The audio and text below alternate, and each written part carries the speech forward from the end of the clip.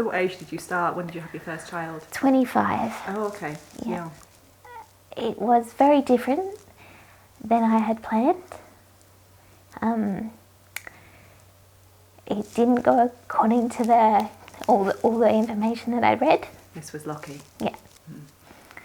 And suddenly I was chucked into something that I hadn't expected, and everything was out of context and didn't make sense from anything I'd read or anything I experienced.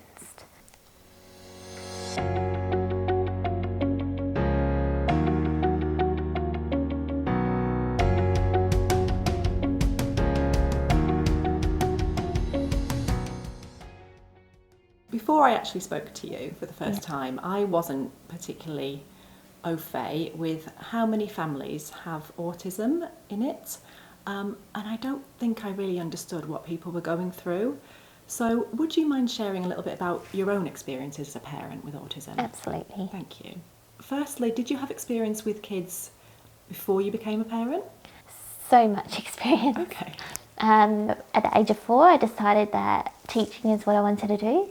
And I watched my mum as a teacher and how passionate she was about teaching, and I knew that's what I wanted to do. And then once I'd made that decision, I was going to be a teacher and help young children the way she did. I had a lot of experience in and out of her classroom as I grew up, and eventually went into uni and studied teaching myself. And even while I was studying, I would study externally and sit in her classroom, and in my study breaks I'd help her teach the class. And I was studying full time, I also worked part time in a childcare centre. So I was looking after babies and toddlers and young children 3 days a week as well, and so much experience, children all the time, and reading about children and child development. And is that because your mum was a teacher running the family before? Yeah, watching her teach gave me the passion for wanting to teach children and help them grow and develop. And what age group did you teach? Junior primary. Okay. So yeah, mainly receptions and year ones to start with, and then took a position in the challenging behaviours unit, complex behaviours, in the upper primary. That's where I could make the biggest difference. That's where the kids really, really needed the support. Very complex, very a range of challenging, diverse needs. And you've always loved working with kids? Absolutely. And did you always want to be a parent? Yeah, always wanted to have my own children as well. Teaching is tricky, it's challenging, it's exhausting, but it's nothing in comparison to being a mother and to being a parent. That is by far the most challenging job ever. And you come across to me as somebody who prepares for everything. So was parenting the same? Did you prepare for parenting?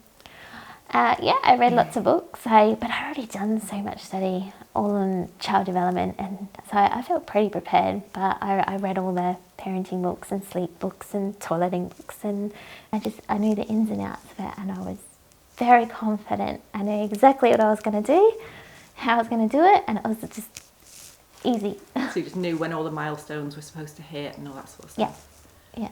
Wow, that's a lot of preparation. I wish I'd have done that when I had children. So you felt like you were pretty ready for when it came to you? Yeah. I felt like an expert in the subject. I could teach others, and I felt very confident. So what age did you start? When did you have your first child? 25. Oh, okay. Yeah. And how was that? It was very different than I had planned. It didn't go according to all the information that I'd read. This was lucky. Yeah. And suddenly I was chucked into something that I hadn't expected, and everything was out of context and didn't make sense from anything I'd read or anything I experienced. So what was it that was different? What threw you? So he was diagnosed with autism later in life. And so it was, I guess, the behaviours and the developmental sequence that I had expected, it didn't quite happen that way. sleeping, emotional connection.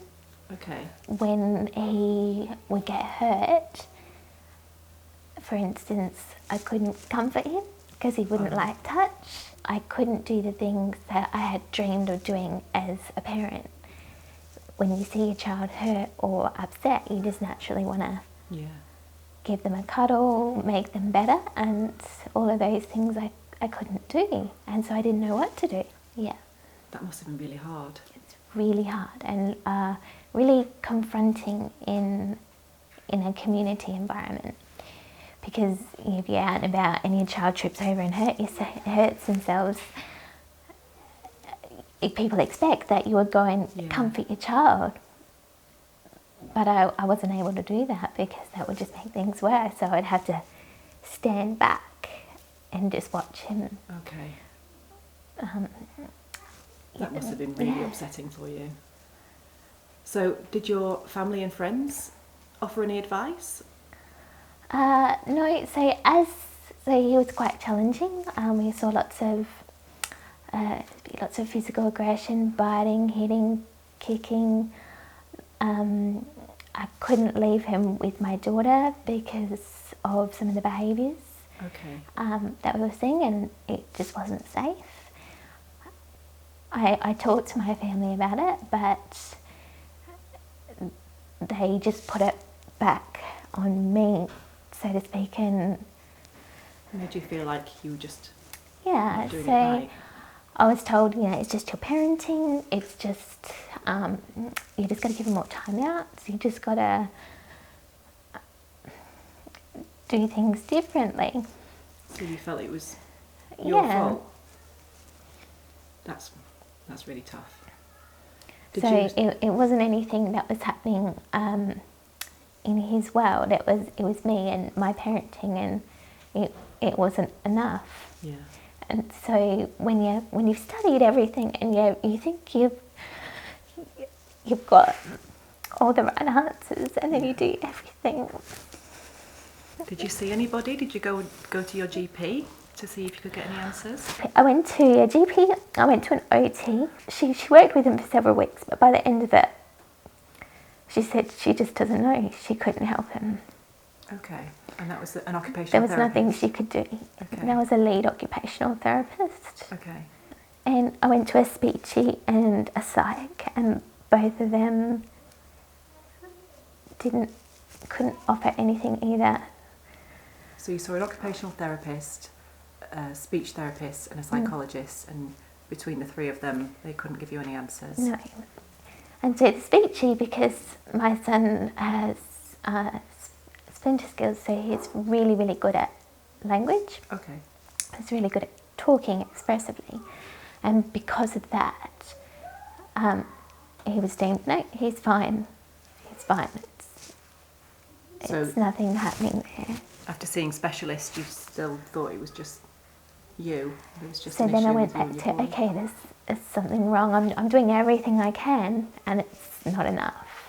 So where to from here? Yeah, absolutely. So what did you do? So you'd seen 3 specialists, and what did you do next? I happened to go to a paediatrician for my daughter, and he was at that paediatrician appointment, and Lockie just happened to come. He just needed to come with me that day. And at that appointment, he was being his normal self, and the paediatrician said to me, "Have you had him assessed for autism?" And it was at that point that I just, huge sense of relief or excitement that someone else was seeing what I was seeing. Absolutely. Because I had always suspected. So what happened then? So they recognised the behaviours. And she listened to my story, and after that she's like, you need help. So she put me to the top of the wait list for Women's and Children's Hospital. Wow. There's a paediatrician there, and he assessed Lockie with autism. Wow. Yeah. And what age was Lockie when this happened? He was 7. He was 7? Yeah. So you saw all these different specialists, so it took until he was 7 to actually get some definitive answers? Wow. What happened when he was diagnosed, how did you feel? I was very excited and I wanted to go back and tell everyone that told me I was wrong that I was right. That was a pretty good, I was pretty happy with that, making all those phone calls, and wow, what a moment. excited to possibly get the recognition and support that I had desperately needed. Absolutely. Yeah. That's shocking though that it took so long. Is that usual? Is that how it normally transpires? It can be. I think it can be. Unfortunately, there's not enough recognition and supports out there for the people that just so desperately need it. So you followed a path of going to see specialists. Is that what would usually happen? Did you have to pay for that, or was it just the standard procedure? No, you don't always have to pay for it. So you can go on wait lists. You can go to your Women's Children's Hospital. Yeah. I was so desperate for support that I went and paid privately. Right. Initially, but it was that speechy who said, "Oh no, because he can talk, he doesn't have autism." Okay. Yeah. So it was missed. Yeah. So you paid. How much did you pay for that? $1,800 for a crikey. dual assessment. And it was missed anyway. Yeah. And then you finally got a diagnosis by accident because For free. for free. Yeah. Wow. So you were just really lucky then. Yeah. That must have been quite a moment for you. Yeah.